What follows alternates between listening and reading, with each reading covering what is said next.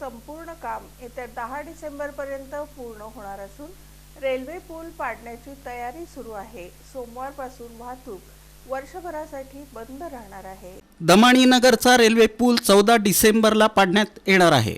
त्यासाठी वाहतूक वळवण्याचं काम सुरू झालं। महापालिकेनं 54 मीटर रस्त्याचं काम युद्धपातळीवर सुरू केलं। या रस्त्याच्या एका बाजूचं काँक्रिटीकरणाचं काम पूर्ण झालं। 10 डिसेंबरपर्यंत दुसरी बाजू पूर्ण होईल आणि पर्यायी वाहतुकीला योग्य होईल अशी माहिती महापालिकेनं दिली। 54 मीटर रस्त्याच्या कामाला सातत्यानं अडचणी येत होत्या।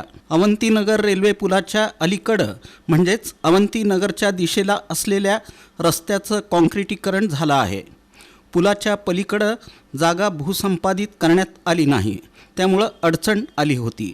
अखेर आपत्कालीन समितीच्या माध्यमातून पुलाच्या अलीकडं पुलाला लागून 21 बाय 21 मीटर आकाराची जागा घेण्यात आली।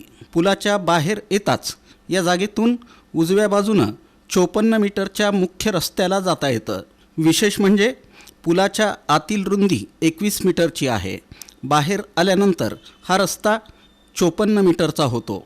पुलाच्या दोन्ही बाजूनं 16 मीटर रुंदीचा रस्ता आहे, त्यामुळं त्या जागेतून रस्ता केला जात असल्याचं महापालिकेच्या वतीनं सांगण्यात आलं। भूसंपादनाचा विषय मार्गी लावल्यानंतर पूर्ण रस्त्याचं काम होईल अशी माहिती महापालिकेच्या अधिकाऱ्यांनी दिली। लोकशाहीर अण्णाभाऊ साठे चौक ते मर्याई चौक दरम्यान असलेला ब्रिटिशकालीन पूल 14 डिसेंबरला पाडण्यात येणार आहे। त्याची पूर्वतयारी सुरू झाली।